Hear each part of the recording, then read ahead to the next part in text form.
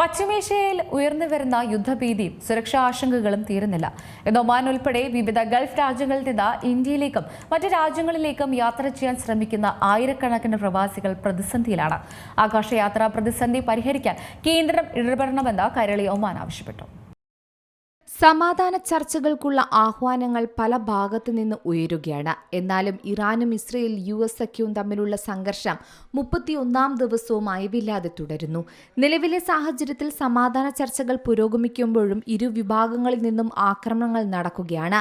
Israel, Gulf രാജ്യങ്ങൾ എന്നിവ ലക്ഷ്യമിട്ടാണ് ഇറാൻ നിലവിൽ ആക്രമണം തുടരുന്നത്. ടെഹ്റാൻ ഉൾപ്പെടെയുള്ള ഇടങ്ങളിലെ അടിസ്ഥാന സൗകര്യങ്ങളാണ് ഇസ്രയേൽ ലക്ഷ്യമിടുന്നതും. തങ്ങളുടെ വ്യവസ്ഥകൾ പാലിച്ചാൽ മാത്രമേ യുദ്ധം അവസാനിപ്പിക്കൂ എന്നാണ് ഇറാന്റെ നിലപാട്. യുദ്ധം ഇതുവരെ അവസാനിച്ചിട്ടില്ലെന്ന് തന്നെയാണ് US പ്രസിഡന്റ് ഡൊണാൾഡ് ട്രംപും പറയുന്നത്. ഈ സാഹചര്യത്തിൽ പശ്ചിമേഷ്യയിലെ സംഘർഷം വലിയ തരത്തിൽ നീങ്ങുകയാണ്.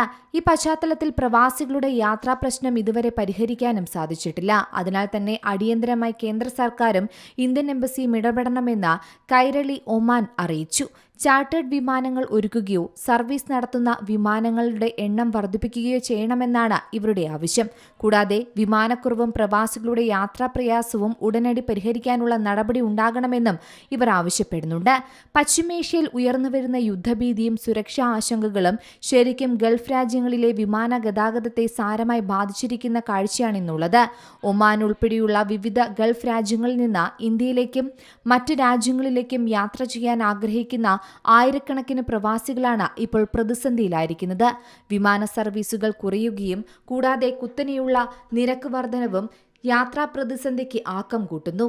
കേരളത്തിലേക്ക് സർവീസ് നടത്തിയിരുന്ന എയർ ഇന്ത്യ എക്സ്പ്രസ് വിമാന സർവീസ് നിർത്തിയിട്ട് ഒരാഴ്ചയിലേറെയായി.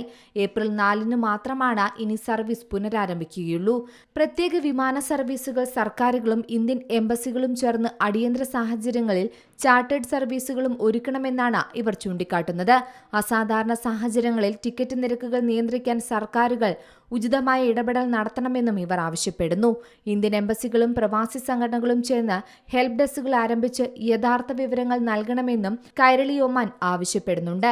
കാരണം അവധിയും തെരഞ്ഞെടുപ്പും വിഷുവും ഈസ്റ്ററും ഒക്കെയായി മലയാളികൾ നാട്ടിലേക്ക് പോകാൻ ആഗ്രഹിക്കുന്ന സമയത്താണ് ഈ യാത്രാ ദുരിതം അവർ അനുഭവിക്കുന്നത്.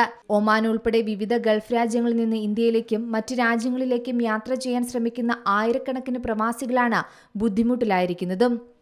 News desk C Malayalam news.